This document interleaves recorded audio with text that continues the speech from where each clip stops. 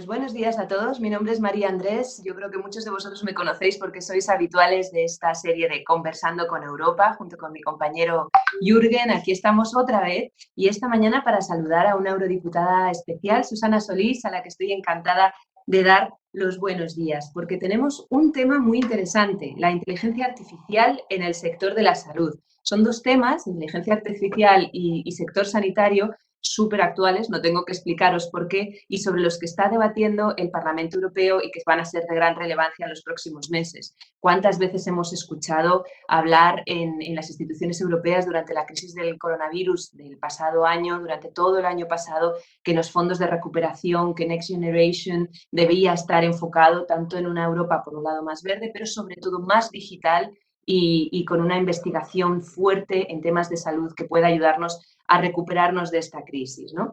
Entonces, bueno, pues esto ha hecho que las nuevas tecnologías y la digitalización esté en el centro del debate del Parlamento Europeo y que aporten ideas sobre cómo deberíamos mejorar en temas como las aplicaciones móviles de asistencia sanitaria o los esfuerzos para esa vacuna que parece que ya empezamos a ver la luz al final del túnel. La Unión Europea ha tenido un papel muy protagonista, sobre todo a la hora de lanzar contratos con una serie de farmacéuticas para diversificar los esfuerzos y conseguir que alguna de ellas pues, sacara a tiempo esa vacuna. Al final parece que Pfizer y Moderna son las primeras, pero que seguimos en la carrera con incluso otras empresas para poder abastecer a los 447 millones de ciudadanos europeos con una vacuna y de manera equitativa y con un reparto pues más o menos igual, ¿no?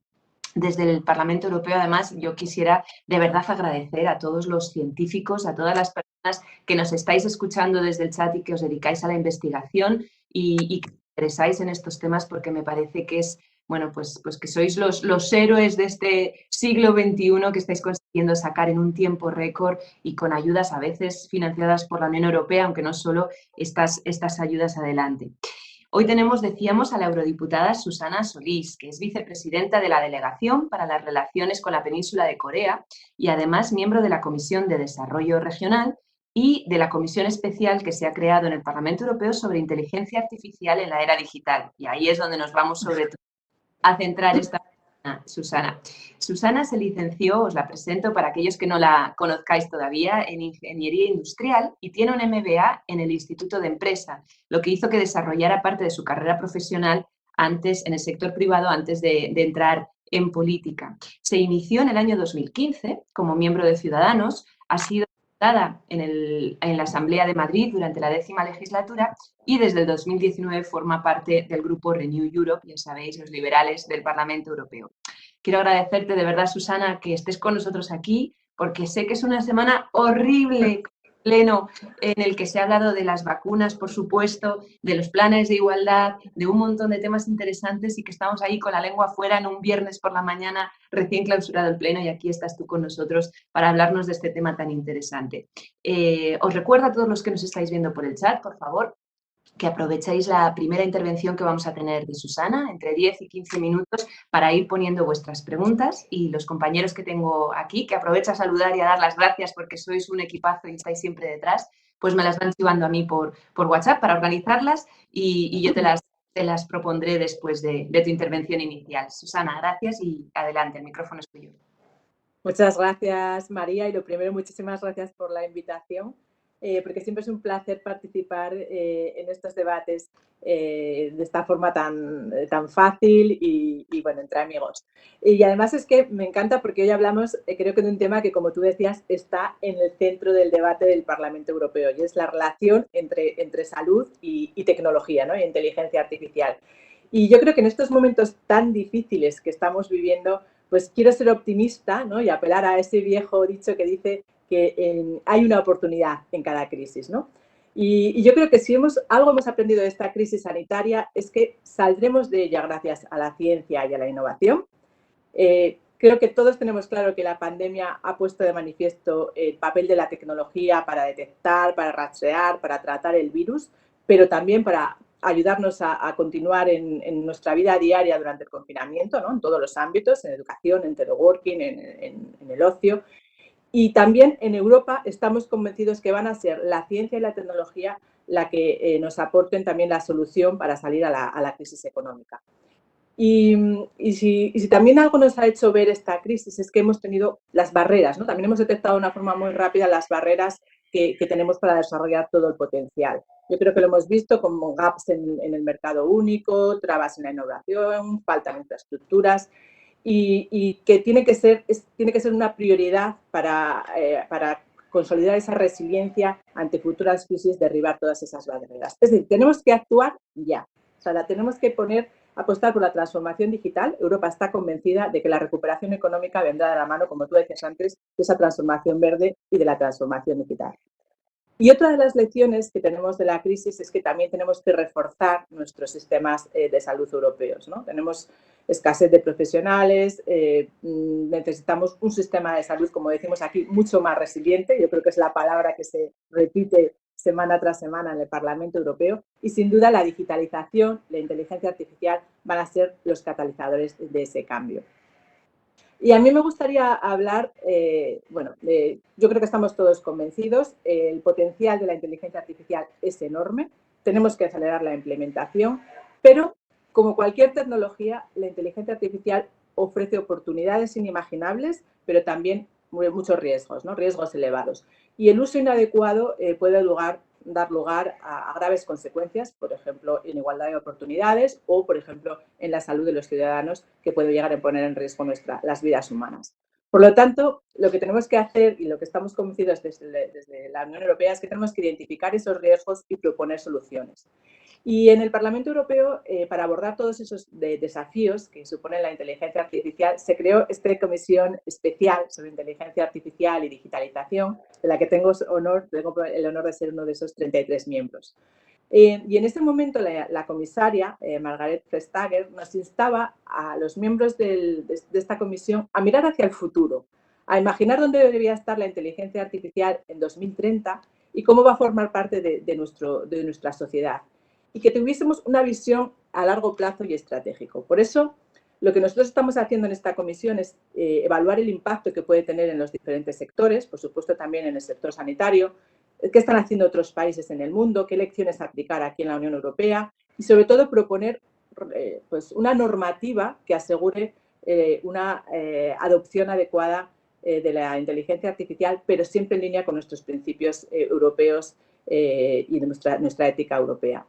Y para eso yo creo que necesitamos, lo quiero resumir en cuatro cosas. Como decía antes, un marco regulatorio centrado en las personas, pero que respete nuestros derechos fundamentales y a la vez fomente la innovación, ¿no? No nos permita aumentar nuestra competitividad. Segundo, necesitamos datos, porque la inteligencia artificial se apoya en datos, necesitamos datos de calidad. Tercero, necesitamos inversión suficiente para poder competir, ¿no? Pues con otros países que son líderes en inteligencia artificial. Y por último, casi lo más importante, necesitamos talento y necesitamos capacitación a nuestra sociedad. Y por resumir muy breve estos 4 puntos en cuanto a la regulación, yo creo que tenemos que ser capaz de tener una regulación lo suficientemente flexible y abierta, como decía antes, para garantizar ese equilibrio entre innovación y respetar nuestros derechos fundamentales en los que se sustenta nuestro concepto de Europa.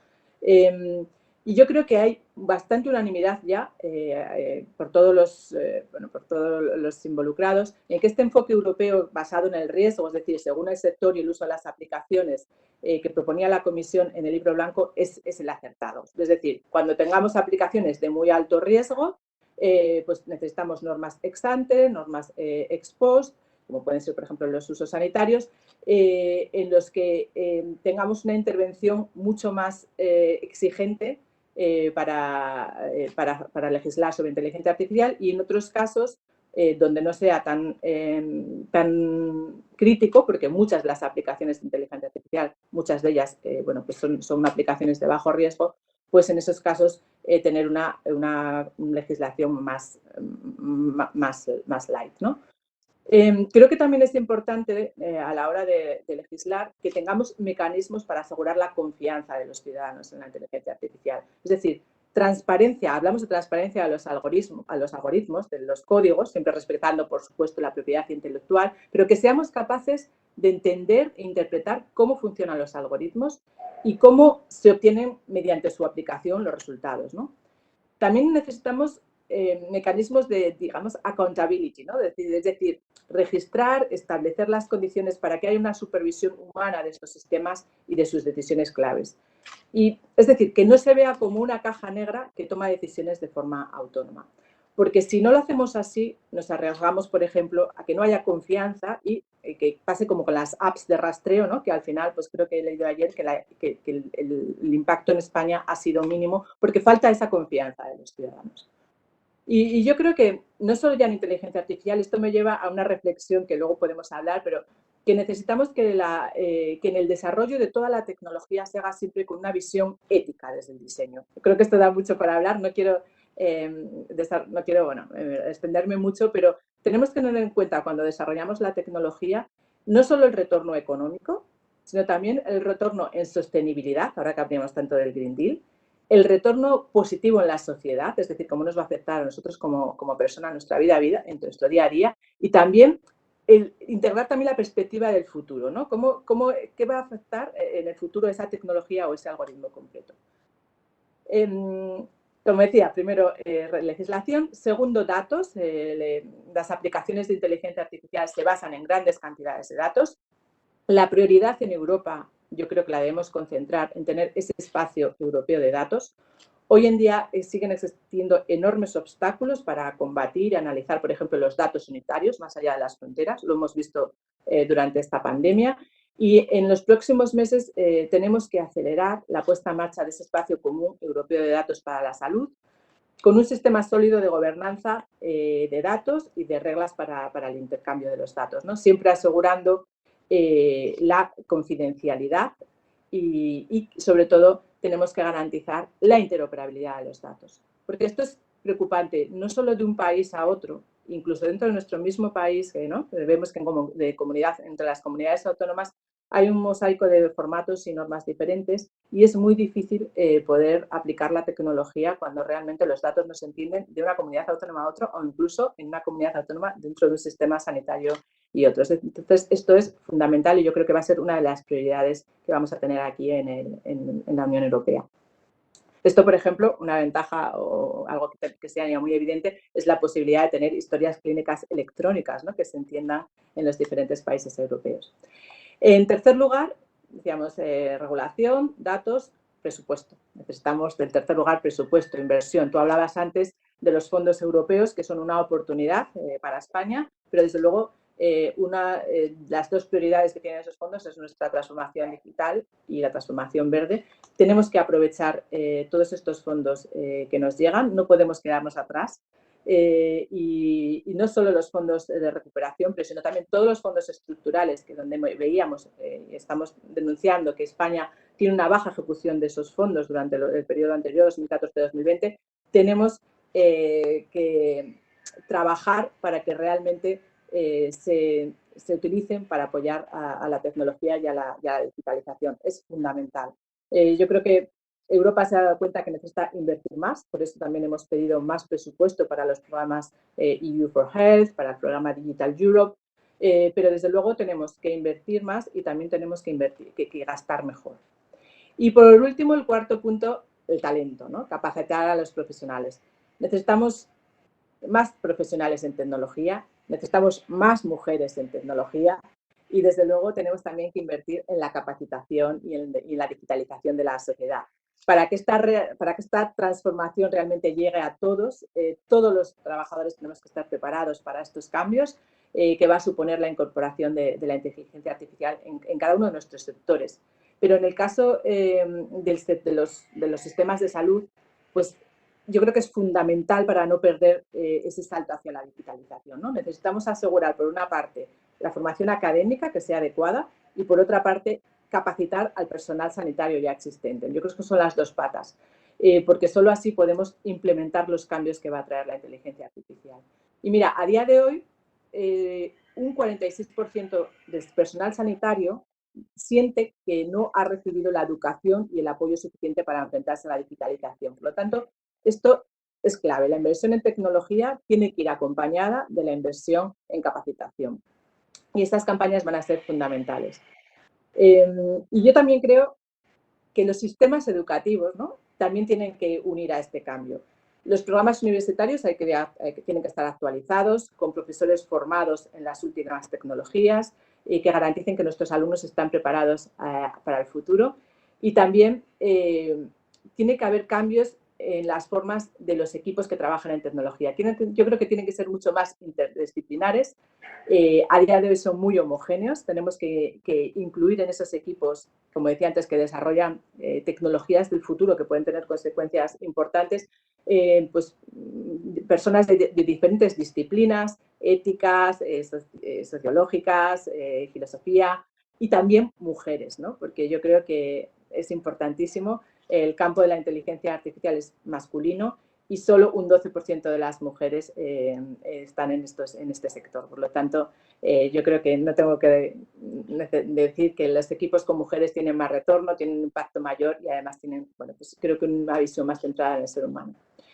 Y yo con esto, bueno, querría concluir. Yo creo que me gustaría repetir la idea. La pandemia del COVID ha dado un paso de la nueva era de las tecnologías digitales y puede tener un impacto, la tecnología puede tener un impacto fundamental en otras enfermedades, que no me gustaría acabar sin decirlo, tan graves como el cáncer, ¿no?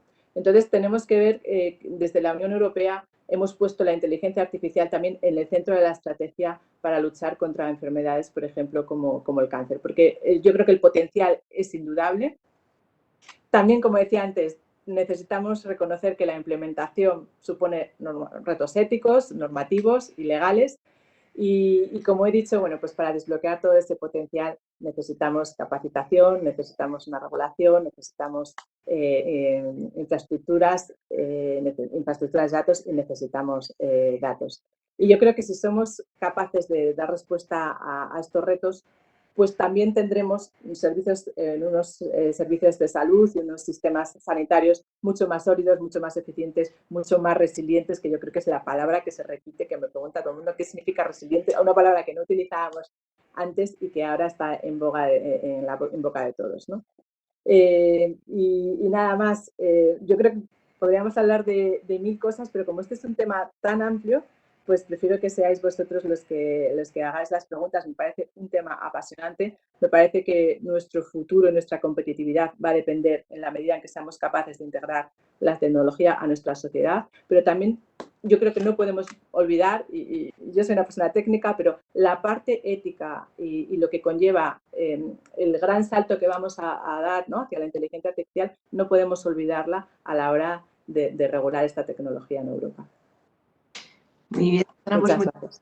Muchísimas gracias por esa primera aproximación. Nos van llegando ya unas cuantas preguntas, pero yo tenía una primera. Antes de nada, sí quería agradecerte esa mención a la importancia que tendría incorporar las mujeres de manera más numerosa a la investigación y a la inteligencia artificial, ese 12% tan escaso, que es que hablamos mucho de cómo el impacto del coronavirus está teniendo una mayor incidencia en las mujeres, porque somos nosotros que tenemos quizá menos capacidad para conciliar a la hora de la verdad, hemos sacrificado más en lo laboral durante la pandemia y estamos además luchando muy en primera línea porque somos mayoritarias en el sector sanitario, en el cuidado de mayores, etcétera. Pero sí, las mujeres en la tecnología, 11 de febrero, Día de la Mujer en la Ciencia, nosotros estamos organizando unas cuantas actividades para marcar ese día con una campaña muy interesante que se llama No More Matildas. Ya os explicaremos que no es hoy el día ni el momento, pero que me parece que es muy importante sacarlo a relucir en estos debates. Así que Sí.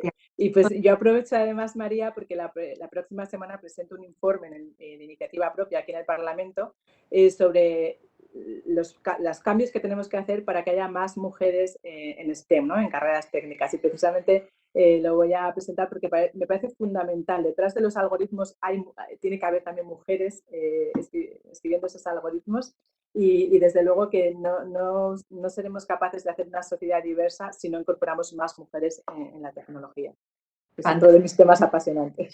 Ahí lo seguiremos con mucho interés. Pero voy a empezar ya con las preguntas porque se nos van acumulando. Antes de dar paso a las que nos están haciendo los oyentes, yo sí quería hacer una primera reflexión contigo con dónde estamos en Europa con respecto al resto del mundo. Porque al final la inteligencia artificial y la apuesta por las nuevas tecnologías no deja de ser eso, una apuesta económica importantísima. Entendemos que el futuro económico de la las futuras potencias en el siglo XXI va a ir por ahí, cómo gestionamos la tecnología y cómo competimos con otros actores.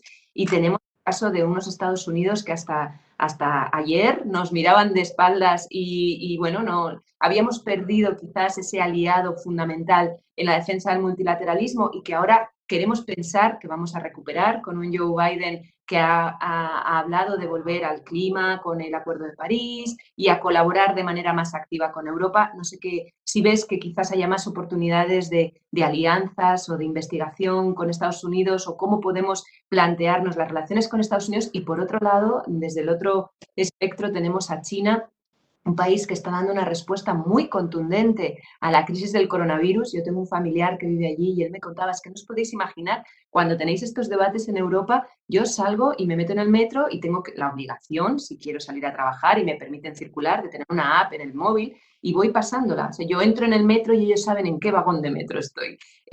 Pido comida a distancia y me llega con una nota en la que me dicen la temperatura del cocinero que ha cocinado y está todo en una cosa que yo me descargo en un código de barras. Si hay alguien que ha estado con un contacto estrecho, me llega que la orden de tener un confinamiento y viene la policía en la época dura del confinamiento y llegaba la policía y les sellaban la puerta para que no pudieran salir.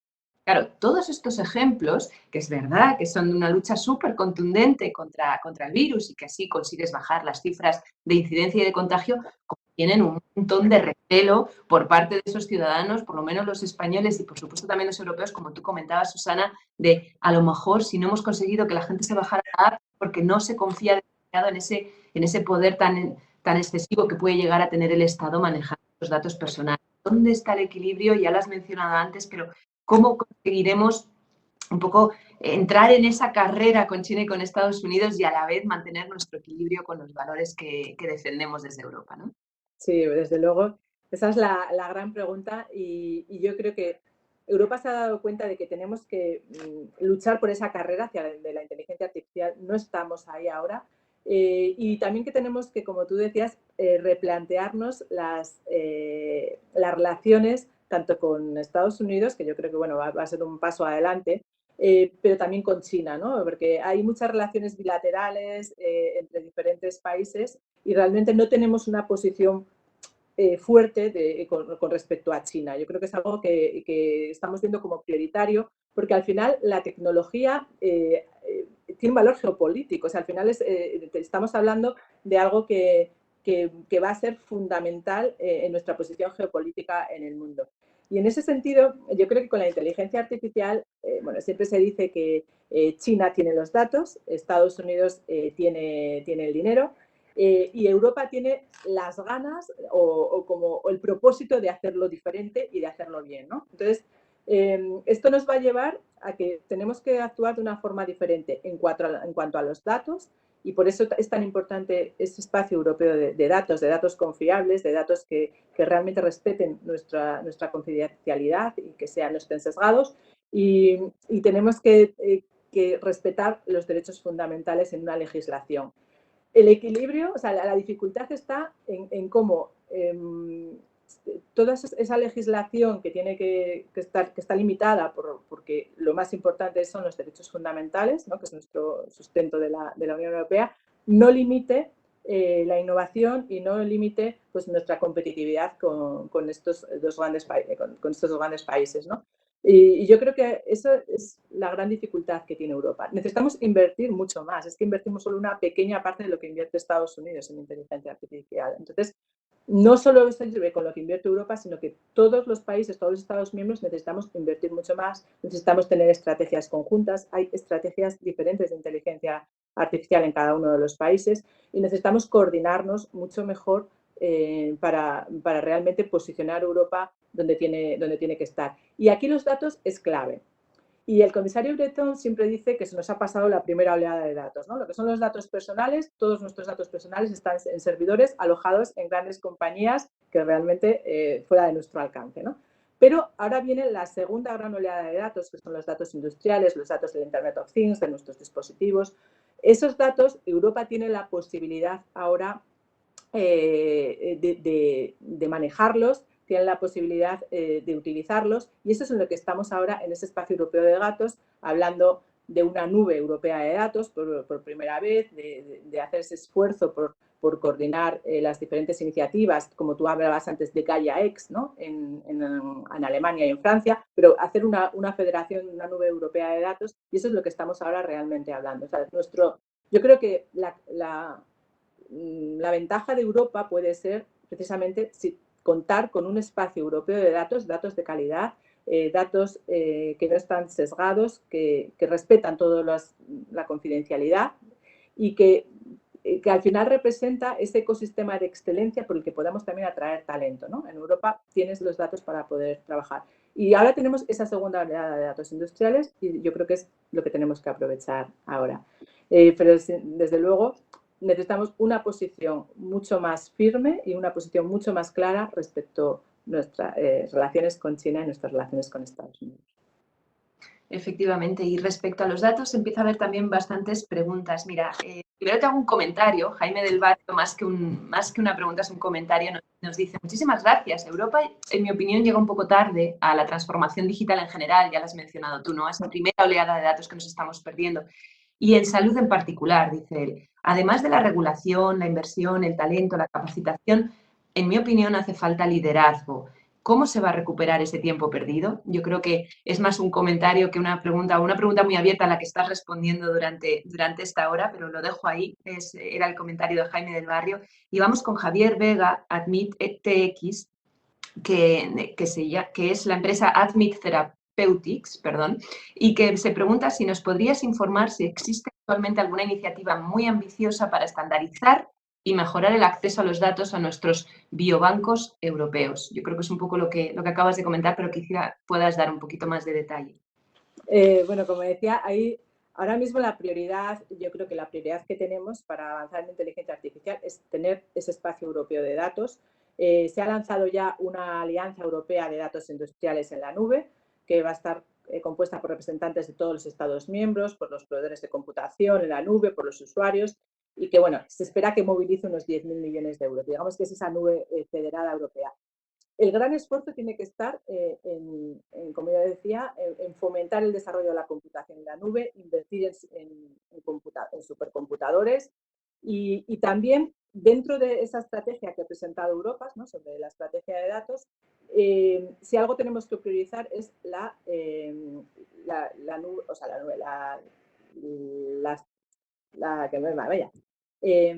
los datos de salud, ¿no? Tener esa nube de datos de salud compartida. Y ahí es en lo que estamos ahora discutiendo.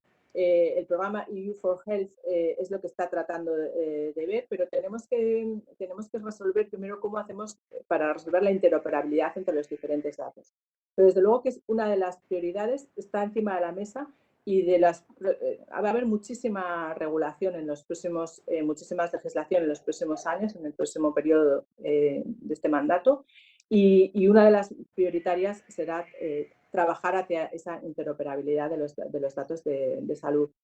Hay algunos países que van mucho más avanzados que otros y la dificultad es en interpretar, ¿no? Y en poner en común lo que hay ahora, pero no hay nada concreto. O sea, si me preguntaba Javier, si hay un proyecto concreto, no hay un proyecto concreto. La Comisión va a presentar iniciativas y va a presentar propuestas para empezar a trabajar en ese espacio europeo de datos de salud. Pero no puedo decir que estemos trabajando en una cosa concreta más que nuestras propuestas, iniciativas que el Parlamento está proponiendo, pero no tenemos de momento un proyecto que haya echado a andar todavía, porque estamos en esa fase inicial de propuestas. Precisamente con esto, Daniel Torrecilla nos decía: se espera que la Comisión presente una propuesta de regulación para la inteligencia artificial durante este primer trimestre y se espera que incluya apartados específicos para el sector de la salud, se pregunta él.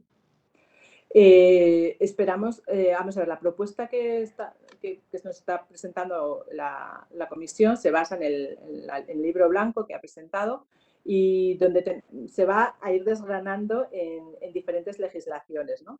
Pero seguramente tendremos, cuando se habla de las aplicaciones de alto riesgo, una de las aplicaciones de alto riesgo más claras, todo lo relacionado con los sistemas de salud, y ahí tendremos que hacer, tendrá que haber propuestas concretas sobre cómo actuar.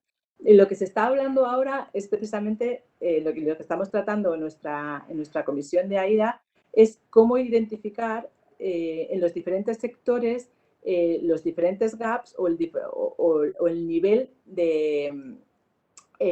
de legislación necesario, de controles necesarios. Pero específicamente yo creo que tiene que haber, hay una lista de sectores que se consideran de alto riesgo. Dentro de esos sectores de alto riesgo se identifican una serie de usos que tienen que ser de alto riesgo y el primer gran debate que hay en todos los eventos es qué es un sector de alto riesgo, ¿no? Porque al final estás uniendo sectores junto con aplicaciones, ¿no? Y estas aplicaciones, estos usos en la tecnología varían muchísimo. Es decir, ese listado de alto riesgo que tienes ahora puede variar a lo largo del tiempo. Por lo tanto, se supone que para la salud es evidentemente un sector de alto riesgo. Yo creo que va a haber una legislación concreta, pero también tenemos que ver qué es lo que tenemos ahora y qué es lo que tenemos ahora en la legislación actual, qué es lo que nos sirve. Y para esos sectores de alto riesgo y esos usos de alto riesgo, que te digo que están sin definir y que es la definición, es lo que es más complicado, ¿no? ¿Cómo abarcas esto?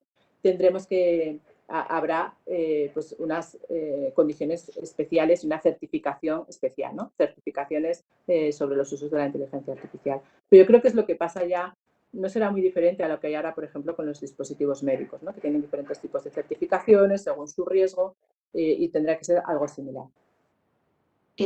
Efectivamente, estamos en un estado muy embrionario de esta futura regulación europea. Yo creo que la señal más importante, el mensaje más importante que podemos dar hoy es esa creación de una comisión temporal para investigar precisamente esto y avanzar desde el Parlamento Europeo, pero es muy pronto para ofrecer conclusiones. Así que te vamos a tener que citar aquí dentro de un año, eso seguro, o dentro de unos meses para que nos vayas contando los principales avances. Mientras tanto, yo te voy a pedir más tu opinión, qué es lo que va a ocurrir, porque obviamente todavía no lo sabemos, no tenemos la propuesta de la comisión publicada, pero se pregunta Javier Terriente de C-Clinics, la inteligencia artificial sin acceso a los datos en el fondo está vacía de contenido, como estamos diciendo, y no nos sirve para nada.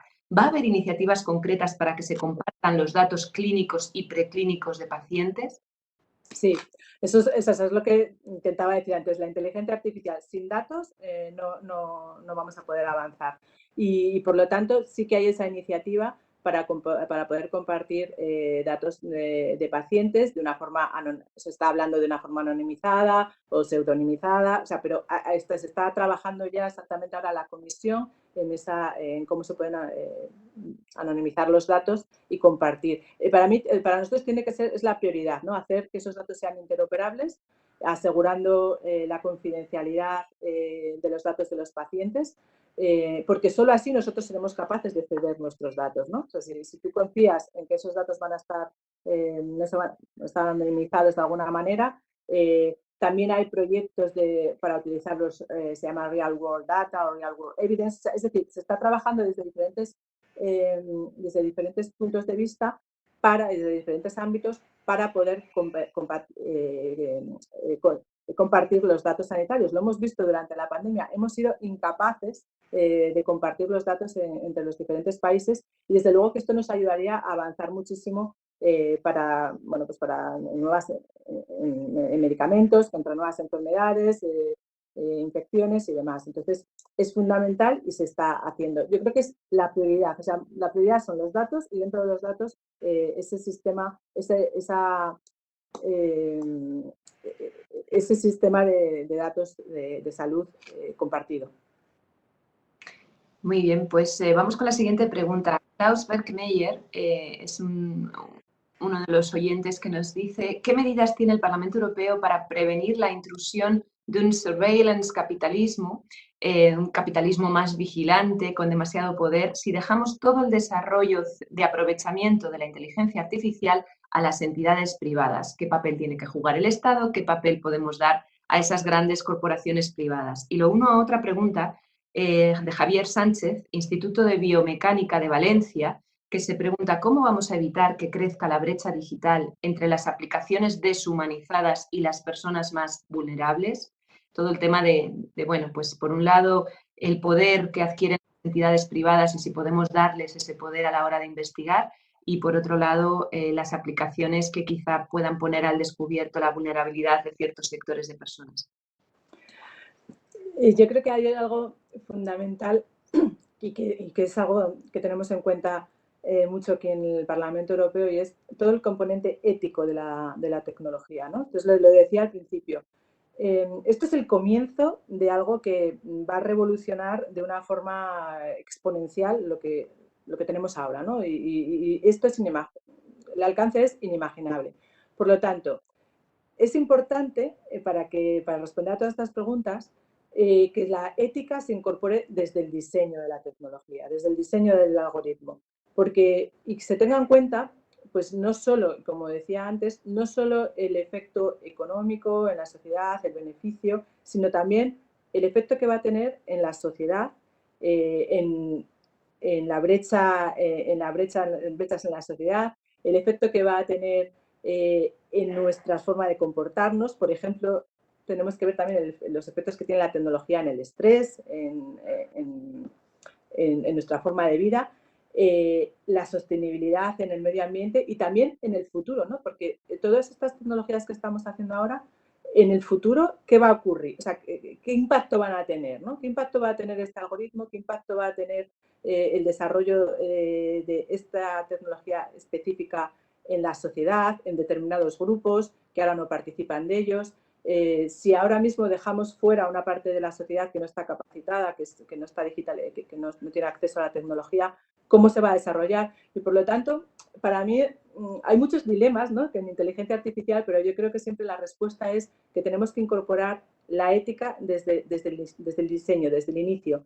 Y si incorporamos esto, lo tenemos que incorporar a los que diseñan algoritmos, a los que los utilizan, a los que los desarrollan y, por lo tanto, en la empresa privada, ¿no? Porque antes decíais que las corporaciones privadas son las que están tirando de la inteligencia artificial, y o nos aseguramos que esas grandes corporaciones tienen incluido este aspecto a la hora de desarrollar la tecnología, y por eso tenemos que cuidarnos mucho de que está incluido, ¿no?, de alguna forma en la legislación, o al final pues va a ser muy difícil de controlar. Entonces yo creo que Europa lo tiene que hacer diferente. Tenemos que hacer que se incorpore la ética y nuestros derechos fundamentales desde el inicio, desde la tecnología. Yo soy una fan de la tecnología, estoy muy convencida de todos sus beneficios, pero desde luego también y sobre todo a esta velocidad a la que estamos cogiendo, necesitamos que la ética y que los derechos fundamentales se pongan de manifiesto desde el primer momento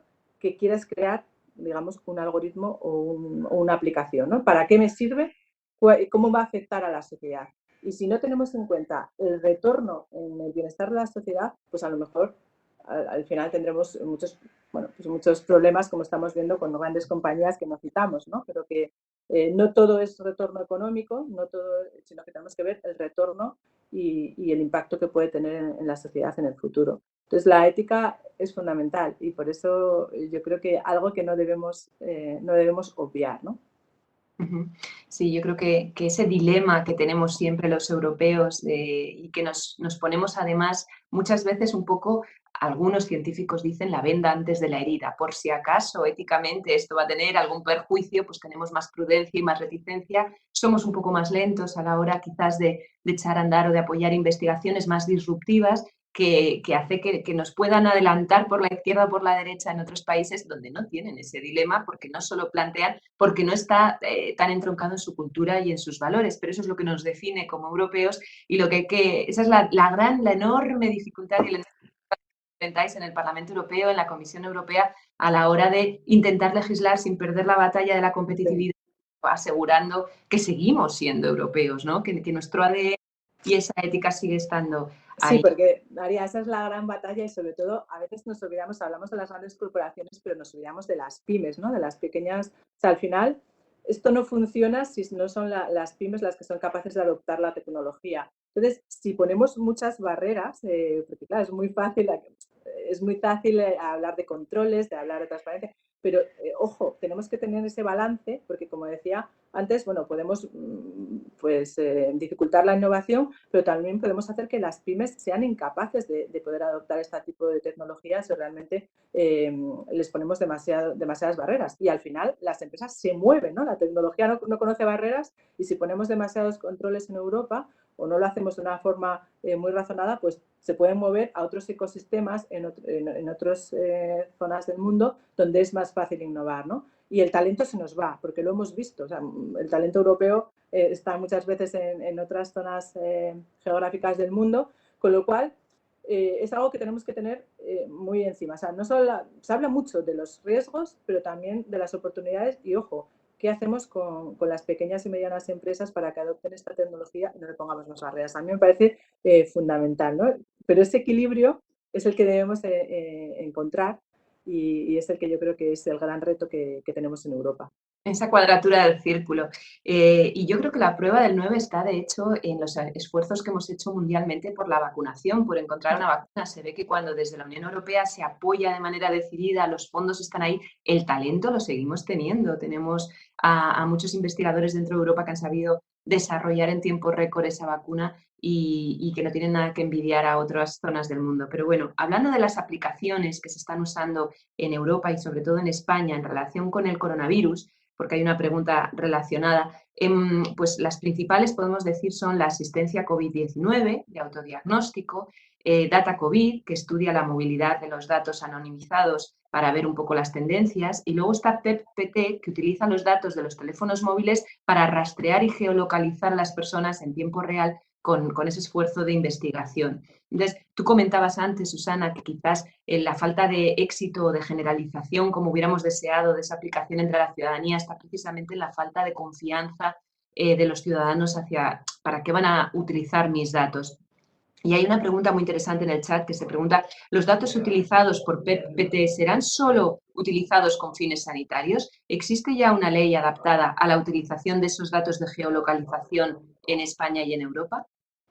Bueno, en el tema de las aplicaciones móviles, aquí yo recuerdo que empezamos a trabajar y a plantearnos tener una aplicación móvil interoperable entre los diferentes países ya en marzo.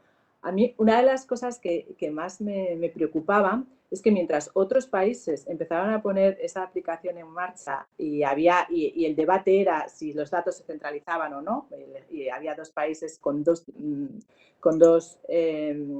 esquemas diferentes, ¿no? En ese caso Alemania, que quería que no se centralizasen los datos del usuario, ¿no? Y Francia que sí. En España no teníamos absolutamente nada. Entonces, para mí lo primero es que llegamos tarde. En España hemos llegado muy tarde con las aplicaciones móviles cuando otros países ya las pusieron en marcha, ya te digo, con diferentes, había dos modelos, pero se pusieron en marcha mucho antes. Con lo cual, nosotros, mientras en julio ya algunos países tenían pues un número de usuarios muy alto, nosotros estábamos haciendo pruebas en las islas, en una isla, ¿no? Concretamente.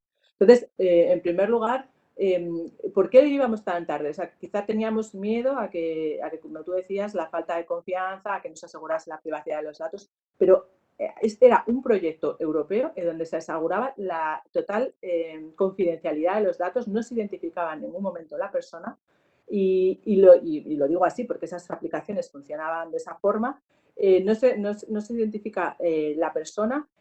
Lo único que hay dos modelos, uno que se podían centralizar los datos, es decir, que en un momento dado pudiésemos tener, los sistemas de salud pudiesen conocer quiénes eran los datos, y en otro modelo, el alemán, que no se sabía en ningún momento. Por lo tanto, yo creo que aquí lo que nos ha faltado es,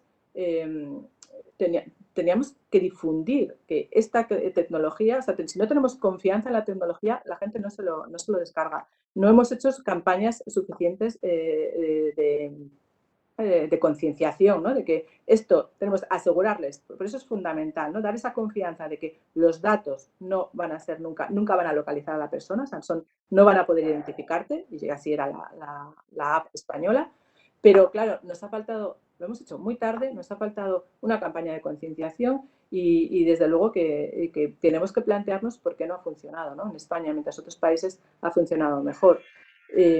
Y lo mismo puede pasar con la vacuna, ¿no? Al final son importantes las campañas de información son muy importantes. Para luchar contra los negacionistas necesitamos información, necesitamos transparencia. Por eso, en el Parlamento Europeo, durante esta semana, le pedíamos a la Comisión, ¿no?, transparencia, porque es la única forma de crear confianza en los ciudadanos, transparencia en los contratos, transparencia en todo lo que hay detrás de la vacuna, para que puedas luchar contra la desinformación. Pues las aplicaciones COVID yo creo que es lo mismo, ¿no? Tenemos que asegurar a los ciudadanos que esto nunca va a identificarte, o sea, que los datos son totalmente confidenciales, y para eso necesitamos transparencia, necesitamos explicarlo, necesitamos concienciar mucho más a los ciudadanos, que no lo hemos hecho. Muchos, si realmente nadie sabía qué pasaba cuando tú trabajas en una aplicación en el móvil y estás tratando con datos muy sensibles, evidentemente, pues mucha gente duda en bajárselo, ¿no? Y eso fue, esas aplicaciones que funcionaban también en otros países del mundo, en Singapur, en Corea, podían habernos ayudado mucho, y sin embargo, bueno, pues que aquí la tecnología ha tenido esas barreras que, como decía al principio, debemos solventar para las próximas veces. Muy bien, pues vamos a intentar ir aglutinando algunas preguntas porque tenemos un montón y apenas 10 minutos de tiempo. Vuela el tiempo cuando estamos hablando de temas tan interesantes. Susana, Pablo Domínguez, bueno, voy a decir las iniciales porque no sé exactamente la empresa o la asociación para la que él trabaja, pero IISFJD, nos dice: buenos días, ¿cuál es la propuesta para que la medicina genómica sea implantada en la Unión Europea de forma coordinada e impulsando que ningún país y ninguna institución se quede atrás? Por un lado, medicina genómica, y te voy a aglutinar con otra de José Manuel del Río, CEO de iSoy Robotics, que nos dice: buenos días, asumiendo que los datos son necesarios siempre como primer paso para poder investigar e invertir en inteligencia artificial, me gustaría saber si este primer paso se enmarca dentro de otro plan estratégico con dotación presupuestaria para que la Unión Europea pueda liderar esa creación de datos. O sea, existe no solo el esfuerzo regulatorio por crear esta nube coordinada para no estar fragmentados en el uso de los datos, pero además hay fondos para investigar en esto. Esta pregunta en qué dónde exactamente van a ir los fondos europeos de los que tanto hablamos para apostar por la inteligencia artificial, estoy segura de que es una pregunta clave para las personas que nos están escuchando esta mañana, Susana. Sí, esto es fundamental, ¿no? Lo decía antes. Si no tenemos infraestructuras, y las infraestructuras vienen con el presupuesto, pues es imposible avanzar en la inteligencia artificial. Y por eso, para la Unión Europea era fundamental, y una parte importante del presupuesto europeo, de ese presupuesto de 7 años, se va a fortalecer programas como el programa Digital Europe, el programa EU for Health. Es decir, el presupuesto europeo, para aprobar el presupuesto europeo, nosotros los eurodiputados hemos pedido más presupuesto en estos programas. Pero a la vez, los fondos europeos de recuperación es que son la gran oportunidad, y sobre todo para países como España, donde tenemos una infrapresupuestación, ¿no?, en innovación. Hay dos prioridades de los fondos. Uno son la digitalización y otro es la sostenibilidad medioambiental, que van las dos unidas, porque no se puede conseguir una Europa climáticamente neutra si no invertimos en tecnología. Y por lo tanto, nuestra preocupación es que estos fondos se utilicen de verdad en la ciencia y en la tecnología. Yo creo que tenemos que hacer una reflexión, y esto ya lo digo como española, porque durante las anteriores crisis económicas, mientras otros países apostaron por la innovación para salir de la crisis, en España se recortó en innovación y se quedaron muchas empresas innovadoras, desaparecieron y no se apostó por la ciencia. Bien, no volvamos a cometer los errores del pasado, porque ahora tenemos los fondos europeos, que son una oportunidad única, y que además Europa nos está diciendo que solo los podemos utilizar para transformar nuestra economía, es decir, para invertir en cambiar nuestro modelo productivo, y nos está diciendo cómo y dónde. Educación, nos está diciendo innovación, y nos está indicando la digitalización tanto de las administraciones públicas como de las pymes. Por lo tanto, fondos hay. Por primera vez España tiene fondos y tenemos que aprovecharlo, ¿no? Entonces, este sería mi mensaje principal, porque si no somos capaces de utilizar los fondos europeos y, como decía al principio, de gastarlos bien, porque también a lo largo de los años hemos visto que tenemos muchísimos problemas para gastar los fondos, y ahora imaginaros, nos vienen 4 veces, o sea, en un periodo de 4 años, nos vienen 4 veces más fondos europeos que los que hemos tenido nunca. Con lo cual, la oportunidad está ahí, pero desde luego que necesitamos un plan que yo todavía no he visto de cómo lo vamos a canalizar. Y esta es la gran duda que tenemos, que todavía no nos han explicado cómo van a llegar estos fondos a las empresas, ¿no? Y luego la otra pregunta de Pablo de medicina genómica, yo creo que esto también es fundamental. Yo he hecho alguna pregunta parlamentaria en este sentido y le puedo enviar porque además me interesa mucho el tema y es una pregunta muy concreta sobre cómo podemos incorporar la medicina genómica y cómo estaba tratando la Comisión Europea este tema. Y si luego Pablo me da sus datos, me gustaría, porque es algo muy concreto que he preguntado, ¿no? y que me parece fundamental para nuestro futuro. Y además que Europa tiene que poner el foco ahí, igual que, bueno, pues muchos temas de este tipo que me gustaría que poder dirigirme a él concretamente. Pues para eso sirven precisamente estos Conversando con Europa, Susana. Ya te hemos comentado además al principio que aprovechamos siempre que tenemos a un eurodiputado con nosotros para escribiros a todos los que nos estáis escuchando en el chat y los datos de contacto de Susana. Así pues me encantaría porque he hecho una pregunta concreta sobre las terapias genómicas y bueno, pues me vendría bien que veamos la respuesta de la comisión y que concretemos este tema. La respuesta e intentar avanzar en este aspecto. Muy bien. También estoy segura de que la gente se pregunta, vale, ahora ya tenemos más datos que nunca, más fondos que nunca, pero hay que saber ejecutarlos en los próximos 2 o 3 años, porque de eso va Next Generation, paquete de recuperación, son fondos que hay que saber ejecutar en un tiempo récord y la capacidad de absorción en España de fondos europeos en el pasado muchas veces ha quedado puesta en entredicho, ¿no? Yo recuerdo a los oyentes que no tienen por qué estar tan familiarizados a lo mejor como nosotros en cómo funcionan estas cosas, que para todo el paquete de recuperación los Estados miembros tenían que lanzar o presentar un plan nacional de en qué iban a invertir, cuáles iban a ser las prioridades, cómo iban a articular esa distribución de fondos a través de nivel local o regional, las comunidades autónomas, etcétera, ¿no?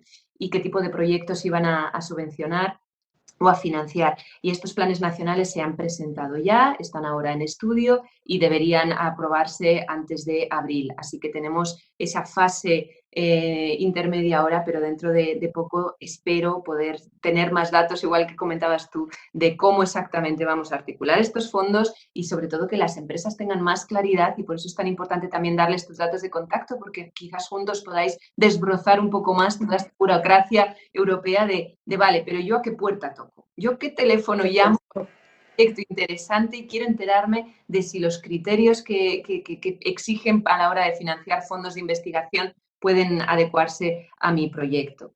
Y vamos ya con las últimas preguntas porque faltan 7 minutos para el cierre.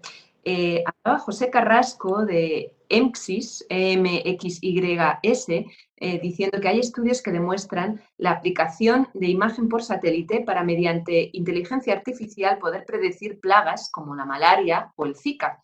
¿Hay iniciativas que integren este tipo de tecnología espacial o de otros sectores con aplicaciones de inteligencia artificial para estos propósitos? Y yo aprovecho para decir que tenemos en Europa una agencia espacial o precisamente de esa tecnología espacial de imágenes por satélite y que está situada en Madrid, en Torrejón de Ardoz, y que hasta ahora ha tenido, sobre todo, por lo que yo sé, cada vez que lo hemos ido a visitar o hemos estado con las personas que están allí, son imágenes por satélite que no son de libre acceso, no las puede utilizar todo el mundo porque por temas de seguridad, sobre todo están para temas de seguridad, por ejemplo, identificar masas de gente que se mueven en tema de pateras, inmigración y muchos otros usos. Y bueno, pues que podamos abrir quizás la puerta también a utilizar estas imágenes de satélite que tenemos en la Agencia Espacial de Torrejón de Ardoz para este tipo de soluciones también en tema sanitario. No lo sé. Susana, ¿tú qué opinas?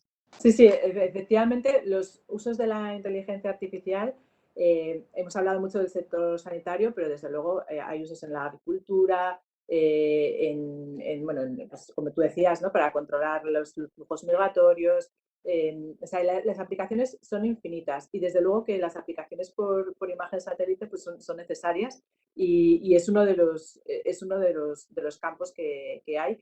hay programas, desde luego que hay varios programas en el Digital Europe, en el programa europeo del espacio, que tienen este tipo de tecnologías. Si José está interesado en algo concreto, podríamos decirle algunos ejemplos y podríamos enviarles algunos ejemplos porque sí existen. Además, por ejemplo, la semana pasada yo estuve con Ispasat, ¿no? Que es también precisamente hablando de cómo se pueden utilizar todas las tecnologías, los satélites, para aplicarlos en el campo de la inteligencia artificial. Entonces, desde luego que existen, están financiados por diferentes programas europeos. En España también hay un consorcio, se está haciendo, me contaba, hay un consorcio para desarrollar este tipo de tecnologías en el futuro a nivel europeo, donde España participa con esta empresa y también hay muchas otras agencias, ¿no? Como la que tú has nombrado. Por lo tanto, sí, desde luego.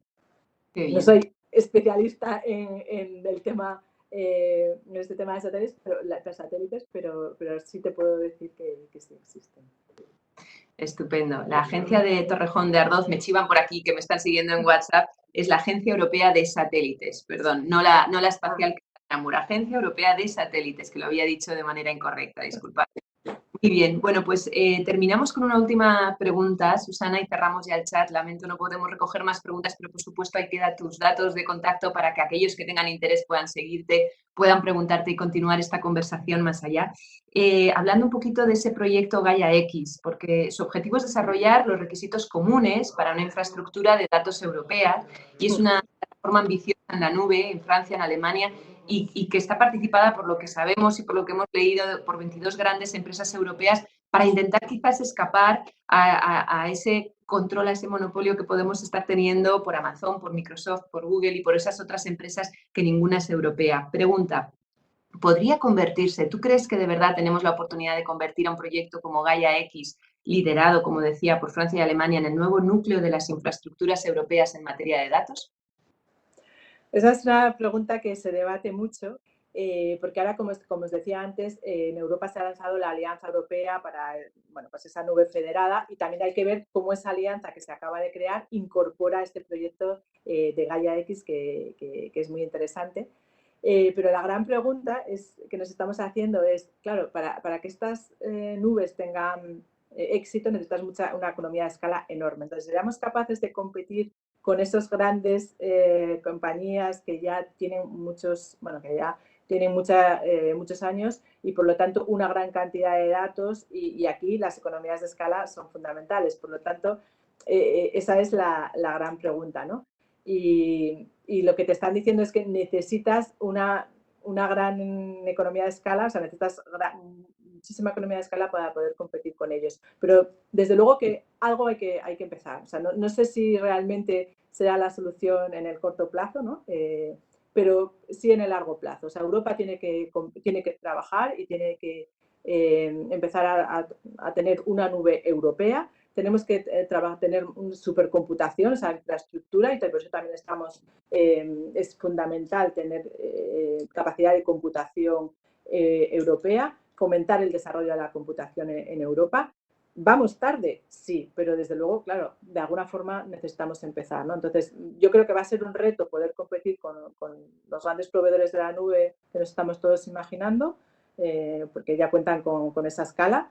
En Europa tenemos que coger esa escala todavía, ¿no? Entonces, bueno, pues estamos en esa federación y trabajando en ello. Lo importante es empezar, o sea, que ya se ha puesto encima de la mesa, que ya hay presupuesto europeo y que bueno, pues espera que, como decía antes, se movilice ya 10.000 millones de euros. Entonces, bueno, tarde sí, pero desde luego que, como decía al principio, hay que actuar ya, y si algo hemos aprendido es que este es el momento, o sea, no podemos dejar pasar este momento, ¿no?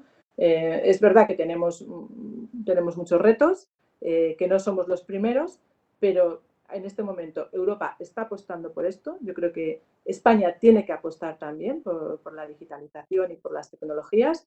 Es el momento, y desde luego que no lo podemos dejar pasar, porque entonces ponemos en riesgo y mucho nuestra competitividad, porque los demás lo están haciendo, ¿no? Y entonces yo creo que decía al principio que quería lanzar un mensaje positivo.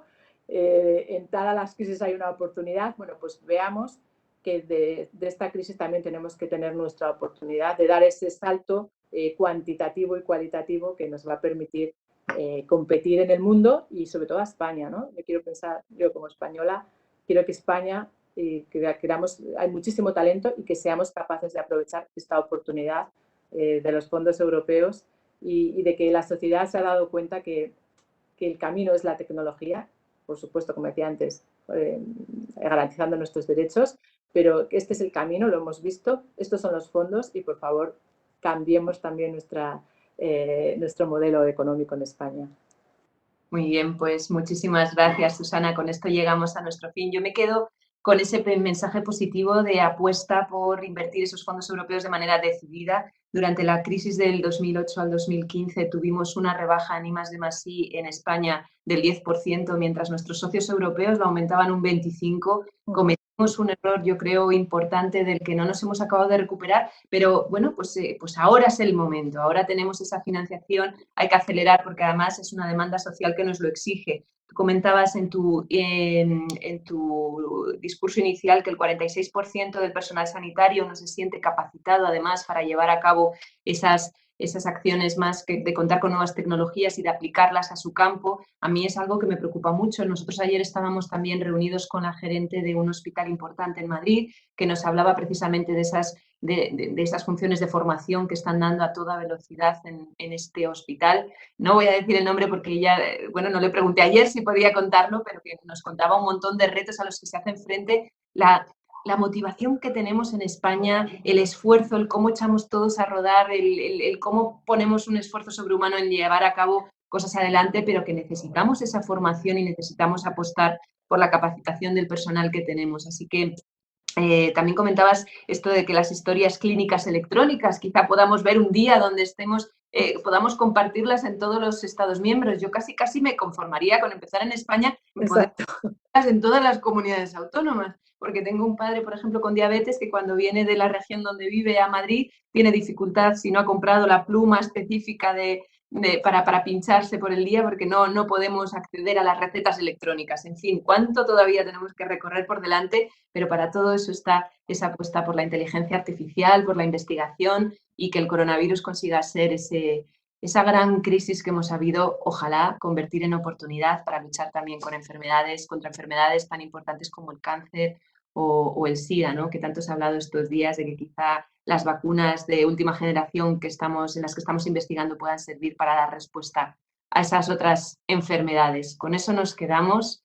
Gracias, Susana, de verdad, ha sido un placer. Son temas muy difíciles y muy técnicos, pero veo que estás con la cabeza muy metida en esa comisión parlamentaria y yo espero volver a contar contigo pronto cuando podamos tener ya más avances de los trabajos de esta comisión y de la propuesta de regulación que nos haga la Comisión Europea. Gracias. Muchas gracias, María, y a vuestra disposición y cualquier cosa, tenéis mi contacto. Hay cosas muy técnicas, pero desde luego que intentaré contestaros y muchísimas gracias por la invitación. Un placer estar con vosotros. Hasta pronto, gracias.